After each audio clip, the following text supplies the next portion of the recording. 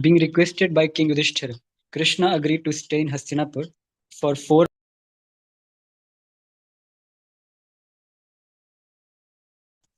Chaturmasya. During this period, the generally itinerant preachers and brahmanas stop at a certain place and live under rigid regulative principles. Although Lord Krishna is above all regulative principles, he agreed to stay at Hastinapur out of affection for the Pandavas. Taking this opportunity of Krishna's residence in Hastinapur, all the citizens of the city got the privilege of seeing him now and then, and thus they merged into transcendental bliss simply by seeing Lord Krishna face to face. One day, while Krishna was staying with the Pandavas, he and Arjuna prepared themselves to go to the forest to hunt. Both of them sat down on Arjuna's chariot, which flew a flag with a picture of Hanuman. Arjuna's special chariot is always marked with the picture of Hanuman, and therefore he is also named Kapi Dhwaja. Kapi means Hanuman, and Dhwaja means flag. Thus Arjuna prepared to go to the forest with with his bow and infallible arrows. He dressed himself with suitable protective garments, for he was to practice for the time when he would be killing many enemies on the battlefield. He specifically entered that part of the forest where there were many tigers, deer, and various other animals. The reason Krishna went with Arjuna was not to practice animal killing, for he doesn't have to practice anything. He is self-sufficient. He accompanied Arjuna to see how he was practicing because in the future he would have to kill many enemies. After entering the forest, Arjuna killed many tigers, boars, bison, gavyas, a kind of wild animal, rhinoceros, deers, hares, porcupines, and similar other animals, which he pierced with his arrows. Some of the dead animals that were fit to be offered in sacrifice were carried by servants and sent to King Yudhishthira. The ferocious animals, such as tigers and rhinoceros, were killed only to stop disturbances in the forest. Since there are many sages and saintly persons who are residents of the forest, it is a duty of the Kshatriya kings, to keep even the forest in a peaceful condition for living. Yeah, thank you. So here Prabhupada is mentioning very beautifully about animal killing. So he's telling that Kshatriyas like Arjuna, they used to kill animals not for entertainment. Like nowadays, many film stars will go to forest and they will kill deers and soft animals which are easy to hunt. Why? For enjoyment, because they like killing animals. But here they are killing because they want to practice killing big animals in the form of asuras and demonic people. And here it's mentioned that some of the animals who can be offered in yagya, in sacrifices, they were brought to the kingdom. Like for example, अगर आप लोगों ने देखा होगा तो in forest many sages they use deer skin to dress themselves, है ना? Or they use tiger skin and make asan out of it.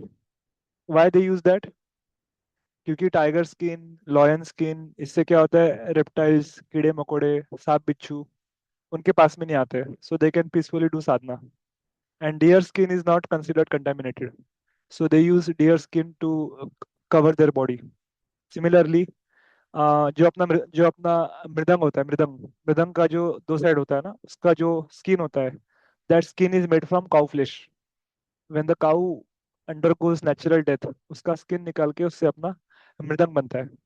So it is used not with himsa, with by doing violence after natural death. So here it is mentioned that such animals, wild animals, are killed to stop disturbances to the saints and sages, right? But now because people do such activities for enjoyment, that's why they have been punished. But in the Vedic time, it was allowed so that they can control the demonic forces. Okay, thank you. Yes. So we welcome all devotees who have joined now. Aditya Prabhu can read two paragraphs and then Dheeraj Prabhu can read.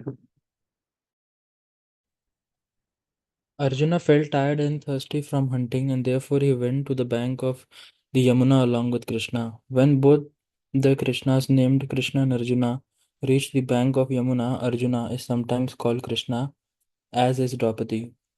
They washed their hands, feet, and mouths and drank the clear water of the Yamuna. While resting and drinking water, they saw a beautiful girl of marriageable age walking along on the bank of Yamuna. Krishna asked his friend Arjuna to go forward and ask the girl who she was. By the order of Krishna, Arjuna immediately approached the girl, who was very beautiful. She had an attractive body, nice glittering teeth, and a smiling face. Arjuna inquired, "My dear girl, you are so beautiful with your raised breast. May I ask you who you are? We are surprised to see you loitering here alone. What is your purpose in coming here? We can guess only that you are searching after a suitable husband. If you don't mind, you can disclose your purpose. I shall try to satisfy you." The beautiful girl was the river Yamuna personified. She said, "Sir, I am the daughter of Sun God, and now I am performing penance and austerity to have Lord Vishnu as my husband. I think he is the supreme person and just suitable to become my husband. I disclose my desire just because you wanted to know it." Yes, thank you. So here Prabhupada is mentioning that Arjuna is sometimes called Krishna, as is Draupadi, because Draupadi's complexion was black.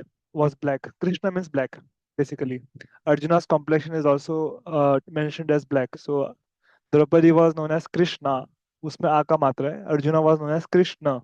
Male, female, striling, pulling. In that way, we can understand.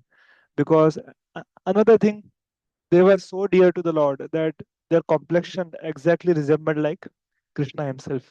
So यहाँ पे क्या लिखा है? When both the Krishnas, namely Krishna and Arjuna, reached the bank of river Yamuna, they drank the clean water of Yamuna river. And this is the fourth wife, which is mentioned here, Kalindi. So Kalindi will become the fourth wife of Lord Shri Krishna. तो उसके बारे में यहाँ पे अभी लिखा हुआ है. She is the daughter of Sun God. Sun God has many children. Shani Dev is one of the children of Sun God. Suryaputra Shani Dev, right? Karna is one child of Sun God. Then who else? Yama. Yama is son of Sun God, and similarly Yamuna is also daughter of Sun God. So the Lord Sugriva is again, he is a son of Sun God. So he has many children.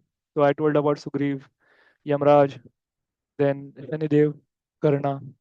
ये सब उनके बेटे हैं. And among daughter, Yamuna is very popular. Yamuna, Kalindi. Okay, so उनके बारे में भी यहाँ पर mention हुआ है. Thank you. Um, yes, Devesh Prabhu can read two paragraphs and then next devotee Yes. can read.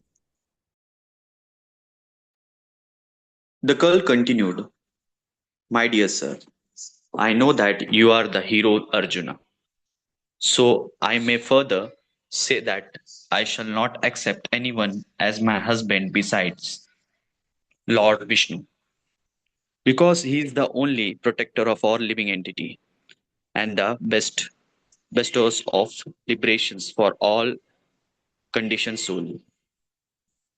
I shall be thankful unto you if you pray to Lord Vishnu to be pleased with me."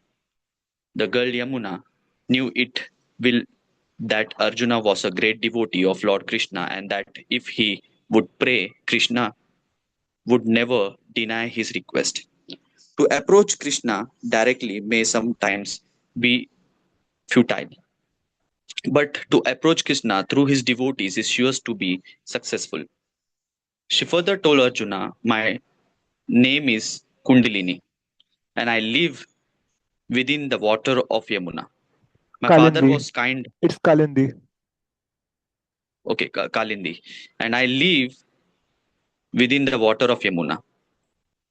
My father was kind enough to construct a special house for me within the waters of the Yamuna, and I have vowed to remain in the water as long as I cannot find Lord Krishna." Arjuna duly carried the message of the girl Kalindi to Krishna. Although Krishna, as the supreme soul in everyone's heart, knew everything, without further discussion, Krishna immediately accepted Kalindi and asked her to sit down on the chariot. Then all of them approached King Yudhishthira.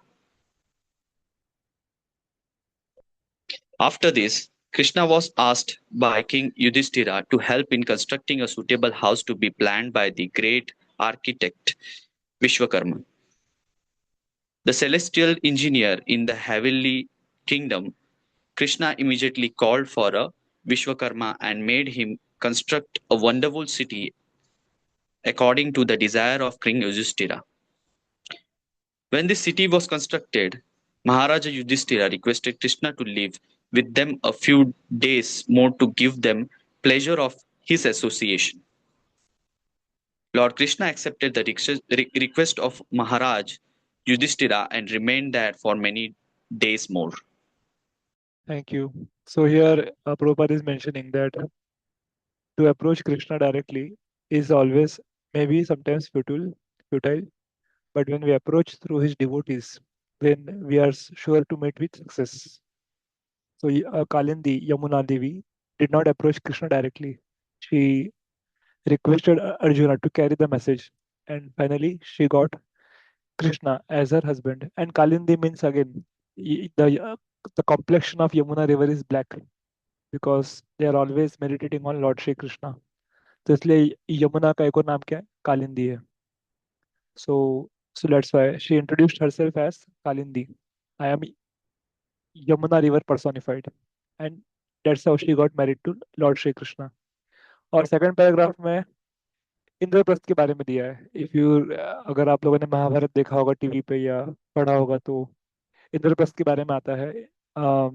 Hastinapur and Indraprastha where Yudhishthira Maharaj was ruling for some time, and it was as opulent as it was more opulent than Hastinapur also, and it was as opulent as the kingdom of Indra, the in heavens, in Swargaloka.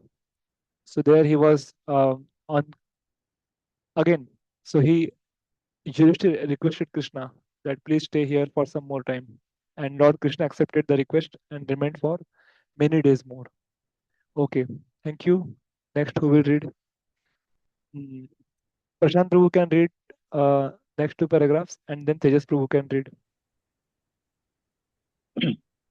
In the meantime, Krishna engaged in the pastime of offering the Khanda forest which belonged to King Indra.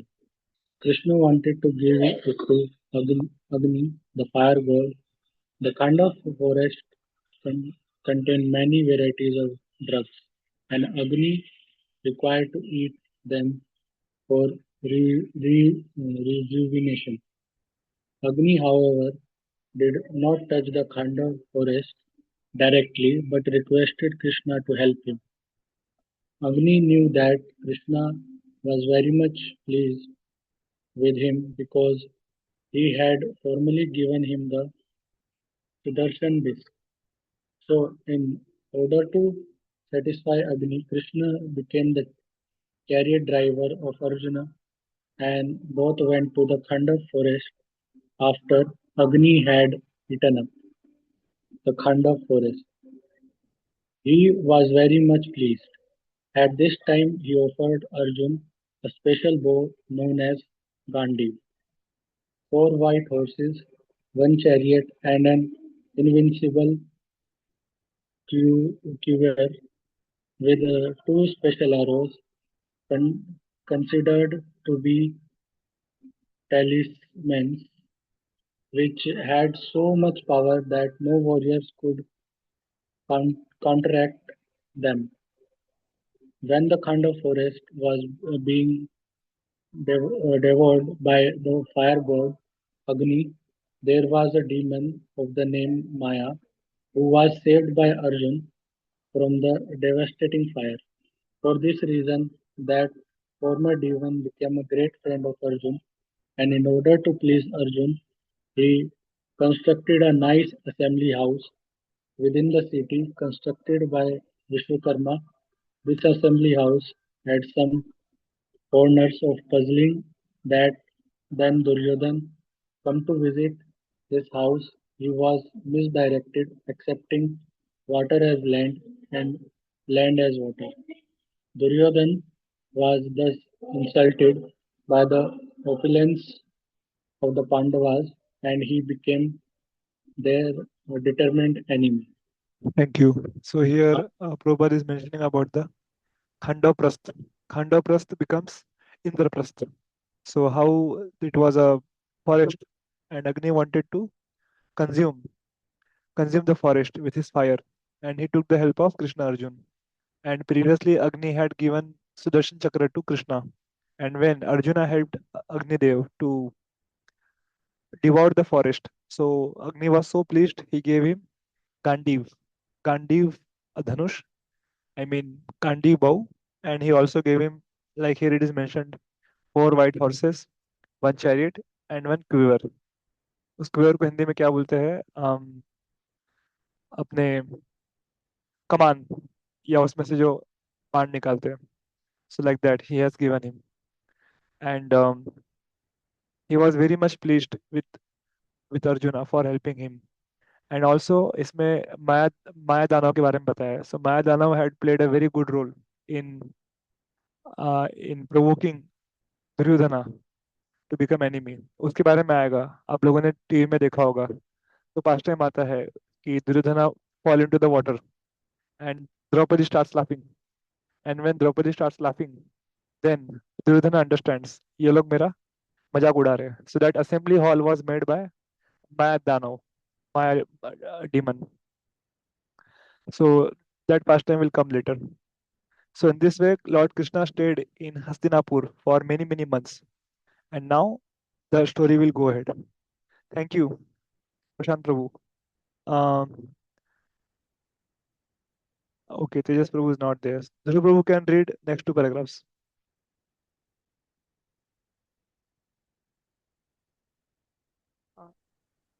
After this incident, Krishna married the daughter of the king of Koshala.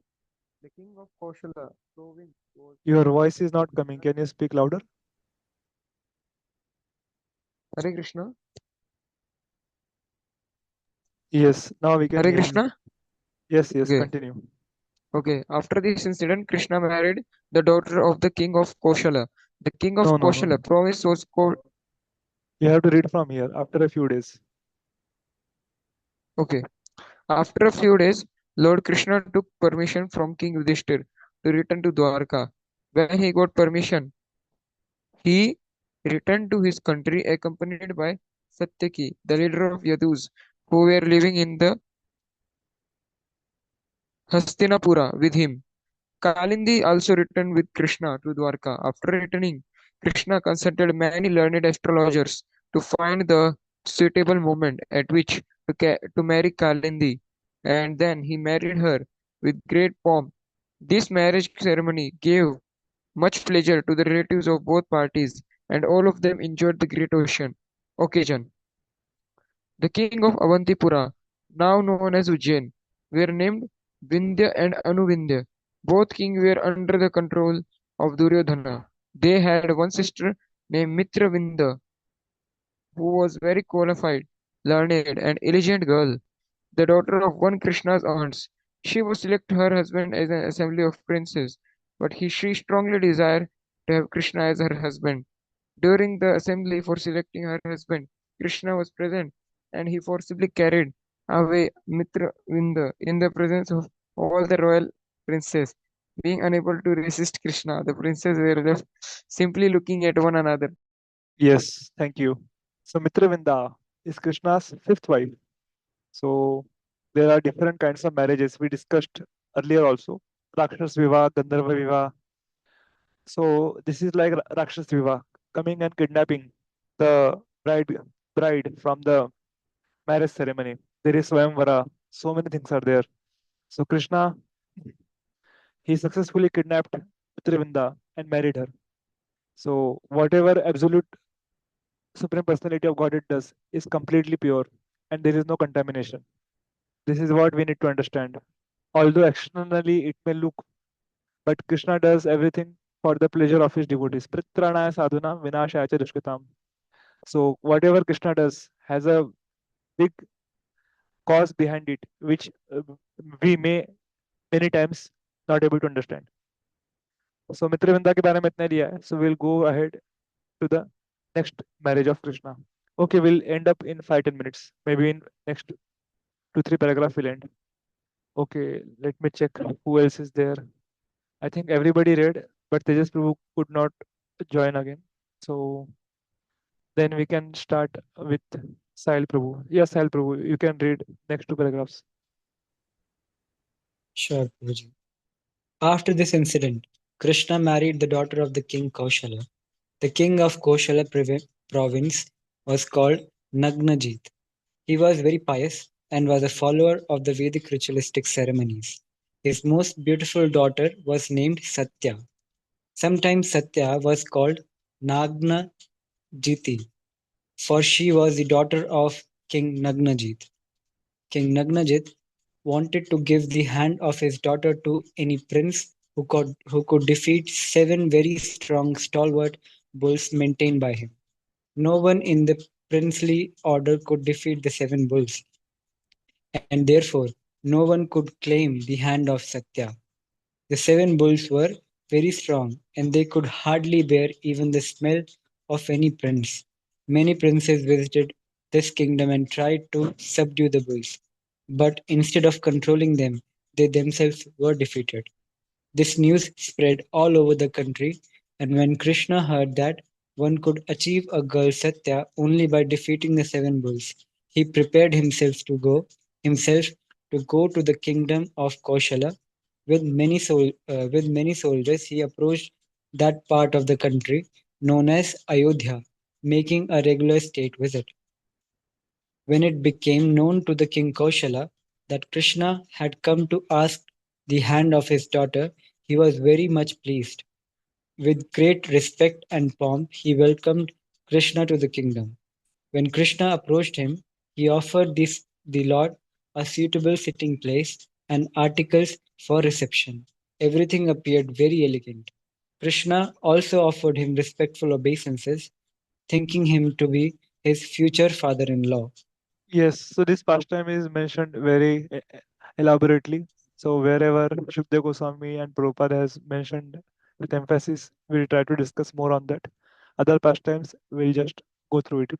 So here it is mentioned that Nagnajit, he had a condition for her daughter's marriage, that whoever defeats the seven very strong stalwarts bull can marry my daughter. So in this pastime, we'll see ahead that Krishna expands himself in seven forms and he will defeat all of them. तो वो past time आएगा अभी आगे. So I don't know whether we can complete today or not. Okay, so we'll read this last paragraph and stop for today. Aditya Prabhu, you can read this paragraph. Yeah. When Satya understood that Krishna himself had come to marry him, she was very much pleased that the husband of the goddess of fortune had so kindly come there to accept her. For a long time, she had cherished the idea of marrying Krishna and was following the principles of austerities to obtain her desired husband. She then began to think, if I have performed any pious activities to the best of my ability, and if I have sincerely thought all along to have Krishna as my husband, then Krishna may be pleased to fulfill my long cherished desire. She began to offer prayers to Krishna mentally, thinking, I do not know how the Supreme Personality of Godhead can be pleased with me. He is the Master and the Lord of everyone, even the Goddess of Fortune, whose place is next to the Supreme Personality of Godhead, and Lord Shiva, Lord Brahma, and many other demigods of different planets they always offer their respectful obeisances unto the Lord. The Lord almost also sometimes descends to this earth in different incarnations to fulfill the desire of his devotees. He is so exalted and great that I do not know how to satisfy him. She thought that the Supreme Personality of Godhead could be pleased only out of his own causeless mercy upon the devotee. Otherwise, there was no means to please him. Lord Chaitanya, in the same way, prayed in his Shikshashtaka prayer, Shikshashtaka verses, My Lord, I am your eternal servant. Somehow or other, I have fallen into this material existence. If you kindly pick me up and Fix me as an atom of dust at your lotus feet. It will be a great favor to your eternal servant.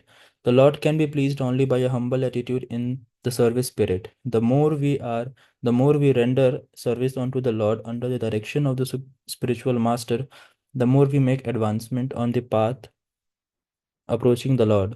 We cannot demand any grace or mercy from the Lord because of our service rendered to Him. He may accept or not accept our service, but the only means to satisfy the Lord is through the service attitude and nothing else. Yes, thank you. So here it is mentioned that the Lord is pleased with the humble service attitude with which we are rendering any kind of service. And service has to be rendered under the direction of spiritual master. The more we make advancement on the path approaching the Lord, if we are doing seva under the guidance of superiors, under the guidance of authorities coming from Guru Parampara, then our advancement becomes more and more faster. So why the Lord comes, the Lord descends to fulfill the desire of his devotees. And he comes out of his causeless mercy, and he has no other business than pleasing his devotees. And here Prabhupada is quoting the fifth verse of Rikshashtakam. Ai Nanda Tanuja Kinkaram Bhavat Kripaya Tava Pada Pankaja Siddha Dhuri Sadrisham Vichintaya. That verse is there. Na? We sing daily. Fifth verse. That, my dear Lord, I am your eternal servant. Somehow or other I am fallen into this material ocean. Please pick me up and place me as one of the dust at your lotus feet. So same way, he is offering prayers. And with this humble spirit, Lord becomes captivated. And last point, Prabhupada says, we cannot demand any mercy or any favor from the Lord for the seva what we are doing.